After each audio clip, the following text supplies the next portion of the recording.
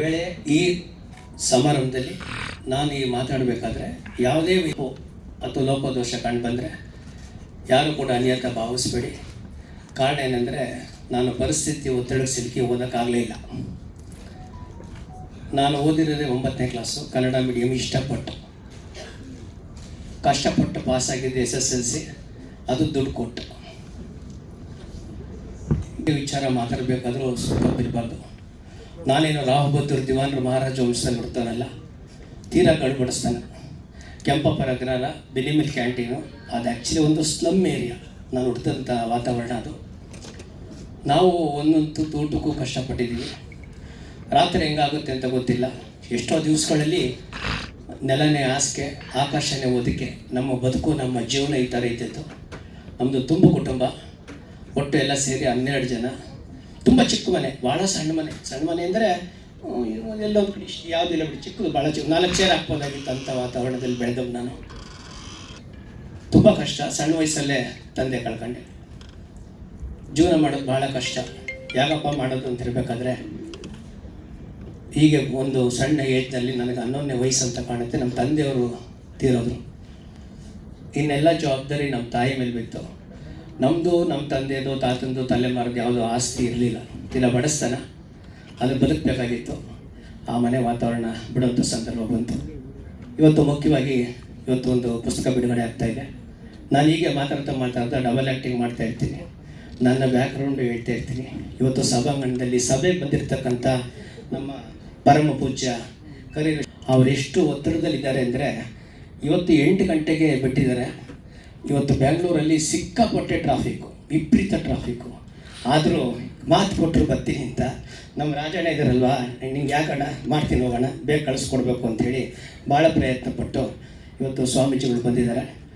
ನಮ್ಮ ಸ್ವಾಮೀಜಿ ಬಗ್ಗೆ ಹೇಳ್ಬೇಕಂದ್ರೆ, ಅವರ ಭೇಟಿ ಸ್ನೇಹಿತನ ಕಡೆಯಿಂದ 9 ವರ್ಷಗಳ ಹಿಂದೆ ಆಯಿತು.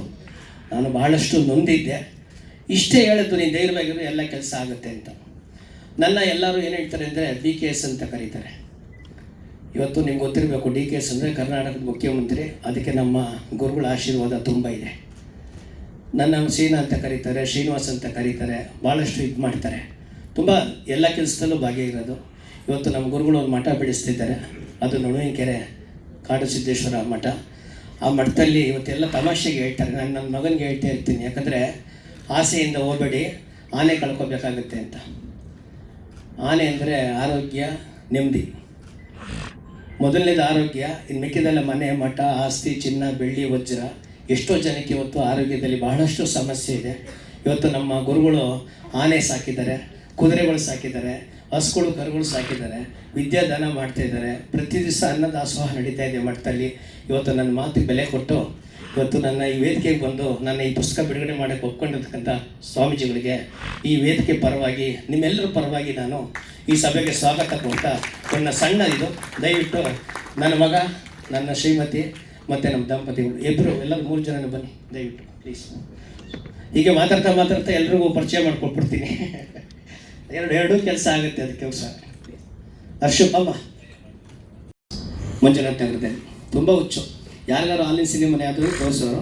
ಕಾರಣ ಏನೆಂದರೆ 1980ನೇ ಇಸ್ವಿನಲ್ಲಿ ನಾನು ರಾಜ್ಕುಮಾರ್ ಸಂಘ ಮಾಡಿದ್ದು, ಅಭಿನವ ಆದಿಶೇಷ ಡಾಕ್ಟರ್ ರಾಜ ಭೀಮನ ಸಂಘ ಅಂತ.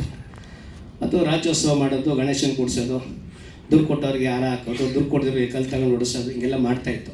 ಸಣ್ಣ ವಯಸ್ಸು, ಗೊತ್ತಿಲ್ಲ ನಮಗೆ, ಅವೆಲ್ಲ ಮಾಡಿದ್ರು.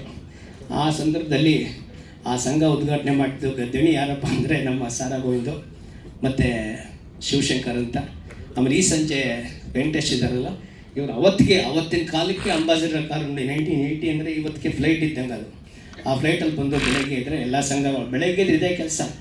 ಅಖಿಲ ಕರ್ನಾಟಕ ಡಾಕ್ಟರ್ ರಾಜ ಭೀಮನ ಸಂಘದ ಅಧ್ಯಕ್ಷ ಅಂದರೆ ಸಾರಾ ಗೋವಿಂದು. ಆವತ್ತಿಂದ ಇವತ್ತವರೆಗೂ ಅವ್ರ ಜೀವನ ಎಲ್ಲ ಬರೀ ಹೋರಾಟದಲ್ಲೇ ಕಳೆದವ್ರೆ. ಅವ್ರಿಗೊಂದು ಯಾವುದಾದ್ರು ರಾಜ್ಯದಲ್ಲಿ ಒಂದು ಒಳ್ಳೆಯ ಸ್ಥಾನಮಾನ ಕೊಡಬೇಕು. ಅವ್ರಿಗೆ ಯಾರು ಕೊಡ್ತಾರೋ ಗೊತ್ತಿಲ್ಲ. ಸಿದ್ದರಾಮಯ್ಯ ಪಕ್ಕದವ್ರು ಇವರು, ಕಡೆಗಳ ಯಾರು ಸಿದ್ದರಾಮಯ್ಯವ್ರ ಪಕ್ಕದವ್ರು ಇವರು. ದಯವಿಟ್ಟು ಈ ಸಂದರ್ಭದಲ್ಲಿ ಈ ಸಭೆಗೆ ಸಾರಾ ಗೋವಿಂದ ಸರ್ನ ಸ್ವಾಗತ ಬಯಸ್ತಾ ನಾನು ಈ ಸಂದರ್ಭದಲ್ಲಿ ಬೆಳಗಂಬೆಲ್ಲ ಹೋಗ್ತಿದ್ದೆ ಊಟಕ್ಕೆ. ಹಿಂಗೆ ಒಂದು ಪುಸ್ತಕ ಬರೆದೆ, ನಂಬಿಕೆ ಜೀವನ ಅಂತ. 15 ವರ್ಷ ಆಯಿತು ನಾನು ಇವತ್ತು ಎಗ್ಗು ಕೂಡ ಮುಟ್ತಾ ಇಲ್ಲ. ನಾನು 15 ಇಯರ್ಸಿಂದ ನಾನು ಪಕ್ಕ ಸಸ್ಯಾಹಾರಿ ಆಗಿದ್ದೀನಿ. ಎಲ್ಲಕ್ಕೂ ನಮ್ಮ ಜೀವನ ಆ ಥರ ಕಲಿಸ್ಕೊಂಡು ಹೋಗಿದೆ. ಭಾಳ ಕಷ್ಟ ಆಯಿತು. ಈಗ ಮಾಡಬೇಕಾದ್ರೆ ಚೆನ್ನಾಗಿ ದುಡ್ದೆ ಬೆಳೆದೆ, ಸಿಕ್ಕಾಪಟ್ಟೆ ಹೆಸರು ಮಾಡಿದೆ. ಪಿಯರ್ಲೆಸ್ ಅಂದರೆ ತುಂಬ ಶ್ರೀನಿವಾಸ್ ಅಂದರೆ BKS ಪಿಯರ್ಲೆಸ್ ಅಂದರೆ ನಾನೇ ದೊಡ್ಡ ಹೆಸರು ಮಾಡಿದೆ. ಸೀನಿಯರ್ ಇನ್ಸ್ಪೆಕ್ಟರ್ ಆಗೋತ್ರ ಕೆಲಸ ಮಾಡಿದೆ, ಚೆನ್ನಾಗಿ ಮಾಡಿದೆ. ಹಳೆ ಸ್ನೇಹಿತ ಸಿಗ್ತ. ಒಂದು ಸಿನಿಮಾ ಮಾಡಿದೆ ನಾನು, ಫಸ್ಟ್ ಸಿನಿಮಾ. ಅದು ಬಜೆಟ್ ಇದ್ದಿದ್ದು 75 ಲಕ್ಷ. ಸಿನಿಮಾ ಮುಗಿಯೋದ್ರೊಳಗೆ ಖರ್ಚಾಗಿದ್ದು 3.5 ಕೋಟಿ. ಆ ಸಿನಿಮಾಯಿಂದ ಏನೂ ಬರಲಿಲ್ಲ. ಅನುಭವ ಪಡ್ಕೊಂಡೆ. ಪ್ರಥಮ ಅಂತಿಮ ಕಾಣಿಕೆ ಅಂತ ನಮ್ಮ ಮಾಧ್ಯಮ ಮಿತ್ರರೆಲ್ಲ ಕರೆಸಿ ಒಂದು ಮೂಮೆಂಟು ಕೊಟ್ಟೆ ಆ ಸಭೆಯಲ್ಲಿ. ಇನ್ನು ಸಿನಿಮಾ ಬೇಡ ನನಗೆ ಅಂತ. ಆ ಸಿನಿಮಾದಲ್ಲಿ ಪಾತ್ರ ಮಾಡಿದಂಥ ಒಬ್ಬರು ನಮ್ಮ ಸಂಗಮೇಶ್ ಉಪಾಸೆ. ನಿಜಕ್ಕೂ ಅವ್ರ ಬಗ್ಗೆ ಹೇಳಬೇಕು. ಅವರು ಸಿಲ್ಲಿಲಲ್ಲಿ ಗೋವಿಂದ ಅಂದರೆ ನಿಮ್ಗೆಲ್ರಿಗೂ ಗೊತ್ತು, ಮನೆ ಮಾತು, ಇಡೀ ಕರ್ನಾಟಕದಾದ್ಯಂತ ಮನೆ ಮಾತು. ಅವತ್ತು ಅಜ್ಜಪ್ಪ ಅವ್ರು ಕರೆಯಕ್ಕೆ ಹೋದಾಗ ಅಲ್ಲಿ ಸಭೆ ಸಿಕ್ಕಿದ್ರು. ಸರ್, ಈ ಥರ ಫಂಕ್ಷನ್ ಇದೆ, ನೀವು ಖಂಡಿತ ಬರ್ತೀನಿದ್ರು. ಇವತ್ತು ಅವರು KS ಆಫೀಸರು, GSTನಲ್ಲಿ ಥ್ರೋಡ್ ಕರ್ನಾಟಕಕ್ಕೆ ಜಾಯಿಂಟ್ ಕಮಿಷನ್ ಆಗಿದ್ದಾರೆ. ನಿಗರ್ವಿ ಒಂದು ಚೂರು ಯಾವ ವಿಚಾರದಲ್ಲಿ ಇವತ್ತು ದೊಡ್ಡ ಮಟ್ಟದಲ್ಲಿ ಹೆಸರು ಮಾಡಿದ್ದಾರೆ. ಇವತ್ತು ನಿಜಕ್ಕೂ ಭಾಳ ಖುಷಿ ಆಯಿತು. ಅವ್ರಿಗೂ ಕೂಡ ಈ ಸಮಾರಂಭಕ್ಕೆ ನಾನು ನಿಮ್ಮೆಲ್ಲರ ಪರವಾಗಿ ಸ್ವಾಗತ ಕೋರ್ತಾ ನಾನು ಇದಕ್ಕೂ ಮುಂದಕ್ಕೂ ಅವರು ಟ್ರಾಫಿಕ್ ಕರೀತಾರೆ. ನಾನು ನಮ್ಮ ರಾಜಣ್ಣಗೆ 100 ಸಲ ಫೋನ್ ಮಾಡಿದೆ, ನಾ ಕಾಯ್ತವ್ರು ಸರ್ ರಾಜಣ್ಣ, ಬೇಗ ಬಂದ್ಬಿಡಿ ಅಂತ. ಅದಕ್ಕೆ ಎಲ್ಲ ಬರೆದಿದ್ದಾಯಿತು. ನಾನು ಫೋಟೋಸ್ ಎಲ್ಲ ಕೊಟ್ಟಿದ್ದೆ, ಮ್ಯಾಟ್ರ್ ಎಲ್ಲ ಕೊಟ್ಟಿದ್ದೆ. ಕೊನೆಗೆ ಈಗ ಯಾರಿಗೆ ಅರ್ಪಿಸ್ಬೇಕು ಅಂತ ಮಾತುಕತೆ ಆಯಿತು, ಯಾರಿಗೆ ಅರ್ಪಿಸ್ಬೇಕು ಅಂತೇಳಿ. ಕೊನೆಗೆ ಅವ್ರು ಹೇಳಿದ್ರು, ಇಲ್ಲ ನೀವು ತಂದೆ ತಾಯಿಗೆ ಅರ್ಪಿಸಿ ಅಂದರು. ನಾನು ಬೇಡ ಅಂತಂದೆ. ಗುರುಗಳಿಗೆ ಅರ್ಪಿಸಿ ಅಂದರು, ಬೇಡ ಅಂತಂದೆ. ಯಾರಿಗೆ ಅರ್ಪಿಸ್ಬೇಕು ಅಂತ ಹೇಳಿದಾಗ ನಾನೇನು ಬರೆದಿದ್ದೀನಿ ಅಂದರೆ, ಒಂದಿನ ಟೈಮ್ ತಗೊಂಡೆ, ಅದು ನಾನು ಬರೆದೆ. ನನಗೆ ಸ್ವಲ್ಪ ಬರವಣಿಗೆ ಸ್ವಲ್ಪ ಹುಚ್ಚು ಜಾಸ್ತಿ. ಪುಸ್ತಕ ಓದ್ತೀನಿ, ತುಂಬ ಓದ್ತಿದ್ದೆ ನಾನು. ಅದು ಏನು ಬರೆದಿದ್ದೀನಿ ಅಂತ ಹೇಳಿದ್ರೆ, ಮನದಲ್ಲಿ 100 ಆಶಾಕಾಂಕ್ಷೆಗಳಿದ್ದರೂ ಶ್ರಮ ವಹಿಸಿ ದುಡಿಯದೆ ಅಶಕ್ತ ಪೋಷಕರ ಹಾಗೂ ಬಂಧು ಬಳಗದವರ ಸಹಾಯಕ್ಕೆ ಆಸರೆಗೆ ನಿಂತು ಯೋಚಿಸುತ್ತಿರುವ ಯುವ ಸಮುದಾಯಕ್ಕೆ ಅರ್ಪಣೆ. ಹಠ ಇದ್ದರೆ ಪಟ್ಟ, ಚಟ ಇದ್ದರೆ ಚಟ್ಟ. ನಾವೇನು ಕೆಲಸ ಮಾಡ್ತೀವೋ, ನಾವೇನು ಸಿದ್ಧಾಂತ ಇಟ್ಕೊಂಡಿದ್ದೀವೋ ಸಿದ್ಧಾಂತ ಮಾಡಬೇಕು. ಅವನಾಗಿಲ್ಲ, ಇವನಾಗಿಲ್ಲ, ಇವನು ಬಂದ, ಅವನು ಬಂದ. ಯಾರಿಗ್ಯಾರೂ ಸಹಾಯ ಮಾಡಲ್ಲ, ಯಾರ್ಯಾರು ಕರ್ಕೊಂಡೋಗಲ್ಲ, ಯಾರಿಗ್ಯಾರು ಅನ್ನ ಕೊಡೋಕ್ಕಾಗಲ್ಲ, ಯಾರು ಕಿತ್ಕೊಳ್ಳೋಕ್ಕಾಗಲ್ಲ. ನಿಮ್ಮ ಕೈಲಿ ಐತೆ, ದುಡಿಯೋದು ನಿಮ್ಮಿಷ್ಟ, ದುಡ್ಡು ಬರೋದು ಅದೃಷ್ಟ. ಬರೀ ದುಡ್ಡು ನೋಡಿದ್ರಾಗುತ್ತೆ, ಭಾಳ ನಷ್ಟ.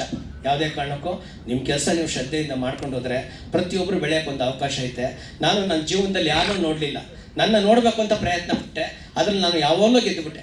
ಯಾಕಂದ್ರೆ ಸ್ವಂತ ಕಲ್ಯಾಣ ಮಂಟಪ ಮಾಡಿದ್ದೆ, ಹರ್ಷಮಾಲ್ ಅಂತೇಳಿ 3 ಸ್ಟಾರ್ ಹೋಟೆಲ್ ಮಾಡಿದ್ದೆ.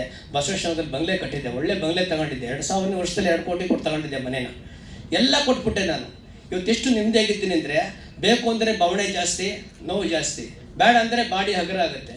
ಖುಷಿಯಾಗಿದ್ದೀನಿ, ಹೆಲ್ತಿಯಾಗಿದ್ದೀವಿ, ಹ್ಯಾಪಿಯಾಗಿದ್ದೀವಿ, ಇದು ಉಳಿಸ್ಕೊಂಡಿದ್ದೀವಿ. ಮಿಕ್ಕಿದ ವಿಚಾರನ ನಮ್ಮ ಕಂಡಕ್ಟರ್ ಮಾಡಿಕೊಟ್ಟೆ. ಇಷ್ಟು ದಿನ ಇಷ್ಟೊತ್ತಕ್ಕೆ ಅವಕಾಶ ಕೊಟ್ಟದ್ದು ನನಗೆ, ವೇದಿಕೆಗೆ ಎಲ್ರಿಗೂ ಹೊಂದಿಸ್ತಾ ನನ್ನ ಮಾತು ಮುಗಿಸ್ತೀನಿ. Thank you.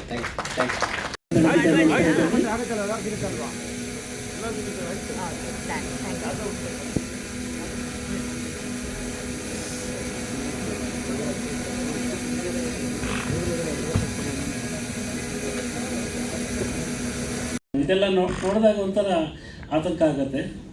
ಇವ್ರು ಹೇಳಿದ್ರು ನಾನು ಹಾಲು ಶ್ರೀನಿವಾಸ ಅಂತ. ಅವರು ಹಾಲಲ್ಲ, ಹಾಲು ಶ್ರೀನಿವಾಸ. ಅವರು ಎಲ್ಲನೂ ಮಾಡಿದ್ದಾರೆ ಕೆಲಸ. ಅವ್ರು ಮಾತಾಡ್ತಿದ್ದಾಗ ನನ್ನನ್ನು ಯಾಕೆ ಕರೆಸಿದ್ರು ಅಂತ ಅನುಮಾನ ಬಂತು. ಯಾಕಂದರೆ ಎಷ್ಟು ಚೆನ್ನಾಗಿ ಅವ್ರ ಕತೆ ಹೇಳಿದ್ರಂದರೆ, ಅವರು ಮೊದಲಿನಿಂದ ಅವರ ಇವತ್ತಿನ ತನಕದ ಕಥೆಯನ್ನು ಬಹಳ ಸೊಗಸಾಗಿ ಬಿಚ್ಚಿಟ್ರು. ಆ ಬಿಚ್ಚಿಡ್ತಾ ಯಾರೆಲ್ಲ ಅವರಿಗೆ ನೆರವಾಗಿದ್ದಾರೋ ಅವರನ್ನು ಕೂಡ ಸ್ಮರಣೆ ಮಾಡಿಕೊಂಡ್ರು. ಇಂಥ ಒಂದು ಕತೆ ನಮ್ಮದಾಗಿದ್ದರೆ ನಾವು ಕಣ್ಣೀರಿನ ಜೊತೆ ಹೇಳ್ತಿದ್ವಿ, ಒಂದು ತೊಟ್ಟು ಕಣ್ಣೀರಲ್ಲಿ ಹೇಳಿಲ್ಲ, ಅವರು ಪ್ರೀತಿಯಿಂದ ಹೇಳಿದ್ರು. ನಾವೆಲ್ಲ ಹೇಳ್ತೀವಲ್ಲ, ಊಟಕ್ಕೆ ಅಂದರೆ ಜೀವನಕ್ಕೆ ಏನು ಬೇಕಂದರೆ ರೋಟಿ ಕಪಡ ಅವ್ರ ಮಕಾನ, ಇದು ಜಗತ್ತಿನ ನಿಯಮ. ಬಟ್ ಕೆಲವರಿಗೆ ಅದು ಸಾಕಾಗಲ್ಲ. ಆ ರೋಟಿ ಕಪಡ ಮಕಾನ್ ಜೊತೆ ಪ್ಯಾಷನ್ ಸಿನಿಮಾ ಮಾಡಬೇಕು. ಏನಾಗಿದೆ, ಸ್ವಲ್ಪ ದುಡ್ಡಿದ್ರೆ ಒಂದು ಸಿನಿಮಾ ಒಳ್ಳೆ ನಿರ್ದೇಶಕನ ಹುಡುಕಬೇಕು. ಆ ಹುಡುಕಾಟದಲ್ಲಿ ಅವ್ರು ಸೋತಿರ್ಬೋದು, ಆದರೆ ಒಳ್ಳೆಯ ಸಿನಿಮಾವನ್ನು ಮಾಡಬೇಕು ಅಂತ ಹೇಳುವ ಅವರ ಅದಮ್ಯವಾದ ಒಂದು ಆಸೆ. ಆ ಆಸೆಯ ಅಂದರೆ 1-2 ಸಿನಿಮಾ ಅಲ್ಲ, ಅವ್ರು ನಿರಂತರವಾಗಿ ಸಿನಿಮಾ ಮಾಡ್ತಾ ಬಂದರು.